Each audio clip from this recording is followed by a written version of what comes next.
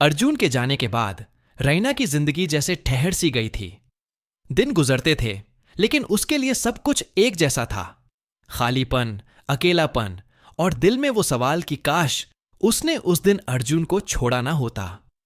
वो सोचती, अगर उसने हार न मानी होती, अगर उसने मीरा की बातों में आकर अर्जुन को खुद से दूर न किया होता, तो शायद आज हालात अलग होते। वो हर सुबह उठकर खिड़की के पास बैठ जाती, बाहर सड़क पर लोगों को भागते दौड़ते देखती, लेकिन उसके लिए वक्त जैसे रुक चुका था। खाने का मन नहीं करता, पढ़ाई में ध्यान नहीं लगता, दोस्तों से मिलना जुलना बंद हो गया। वो सिर्फ एक मशीन बन चुकी थी जो दिन काट रही थी। हर शाम वो मरीन ड्राइव जाती, वही जगह जहां अर्जुन ने पहली बार उसका हाथ पकड़कर कहा था, मैं तुमसे प्यार करता हूं। लहरों की आवाज उसे उस पल में वापस ले जाती। बारिश की बूंदों में उसे हमेशा अर्जुन का चेहरा नजर आता। कई बार उसे लगता कि भीड़ में कहीं अर्जुन खड़ा है, मुस्कुरा रहा है, लेकिन जैसे ही वो पलक झपकाती, वो गायब हो जाता। एक दिन रैना मरीन ड्राइव से लौट रही थी जब उसकी नजर एक छोटे से रोड साइड शॉप पर पड़ी। ये वही शॉप थी जहां वो और अर्जुन अक्सर चाय पीते थे। अंदर जाने का मन हुआ, लेकिन डर भी था। डर की कहीं यादें उसे तोड़ न दें। लेकिन वो चली गई। चाय वाले ने उसे देखा और कहा, बहुत दिनों बाद आई हो बेटी। तुम्हारे दोस्त अर्जुन भाई भी तुम्हें बहुत याद करते थे। जाने से एक हफ्ता पहले वो यहां आए थे। उन्होंने मुझसे कहा था कि अगर रैना कभी आए तो ये लिफाफा उसे दे देना। रैना के हाथ कांप गए। उसने लिफाफा खोला। अंदर एक पुराना खत और एक छोटा सा पेन ड्राइव था। खत में लिखा था, रैना, अगर तुम ये पढ़ रही हो तो शायद मैं तुमसे दूर हूं, बहुत दूर। मैं नहीं जानता कि किस मोड़ पर हमारी जिंदगी हमें अलग कर देगी, लेकिन मैं ये जानता हूं कि तुम मेरी जिंदगी का सबसे खूबसूरत हिस्सा हो। अगर कभी मैं तुम्हारे पास न रहूं तो ये पेन ड्राइव सुन लेना। इसमें वो सब है जो मैं तुम्हें कहना चाहता हूं। रैना वहीं सड़क किनारे बैठ गई। उसकी आंखों से आंसू रुक नहीं रहे थे। उस रात रैना ने पेन ड्राइव अपने लैपटॉप में लगाई। पहला फाइल प्ले किया। अर्जुन की आवाज थी, रैना, शायद जब तुम ये सुन रही हो मैं तुम्हारे पास नहीं हूं, लेकिन मैं चाहता हूं कि तुम ये याद रखो, मैं तुमसे बेइंतहा मोहब्बत करता हूं और ये मोहब्बत मेरी आखिरी सांस तक रहेगी। अगर जिंदगी तुम्हें आगे बढ़ने का मौका दे तो मत रुकना, मेरे लिए मत रुकना।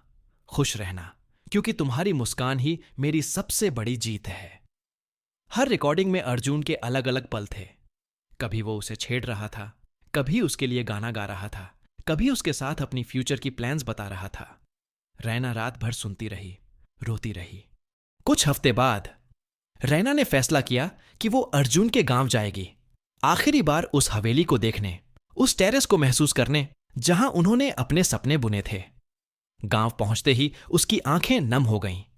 हवेली वैसी ही थी, लेकिन अब उसमें वो हंसी, वो हलचल नहीं थी। अर्जुन की दादी ने उसे गले लगा लिया। बेटी, वो तुम्हें बहुत चाहता था, आखिरी वक्त में भी तुम्हारा नाम ले रहा था। दादी ने उसे अर्जुन का कमरा दिखाया। वहां सब कुछ वैसा ही था। मेज पर उसकी किताबें, अलमारी में उसके कपड़े और दीवार पर उनकी एक साथ ली हुई तस्वीर। रैना ने कमरे में कदम रखा तो उसे लगा जैसे हवा में अब भी अर्जुन की खुशबू है। वो बिस्तर पर बैठ गई और आंखें बंद कर लीं।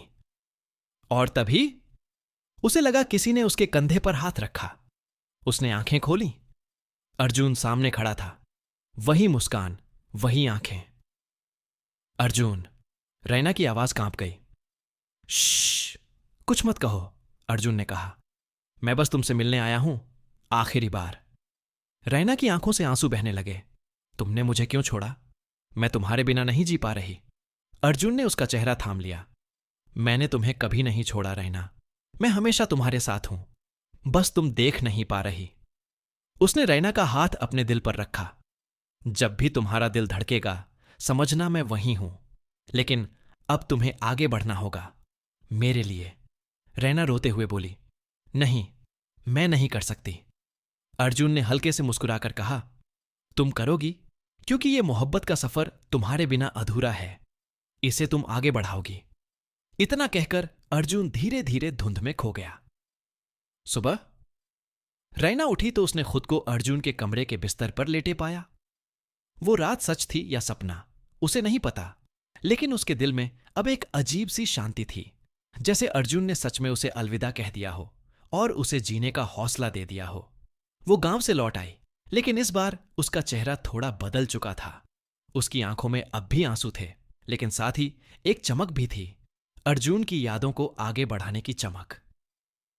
सालों बाद रैना ने एक किताब लिखी, मोहब्बत का सफार। उसमें उसने अपनी और अर्जुन की पूरी कहानी लिख दी। किताब हिट हो गई और लाखों लोगों ने उसे पढ़कर महसूस किया कि सच्चा प्यार मौत से भी बड़ा होता है। लोग कहते थे, ये कहानी तो किसी फिल्म जैसी है। लेकिन रैना जानती थी, ये उसकी जिंदगी थी।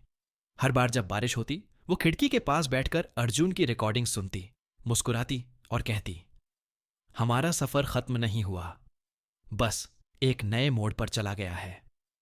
और इस तरह मोहब्बत का सफर खत्म हुआ। लेकिन उनकी मोहब्बत एक अनंत सफर बन गई, जो हमेशा जिंदा रहेगी।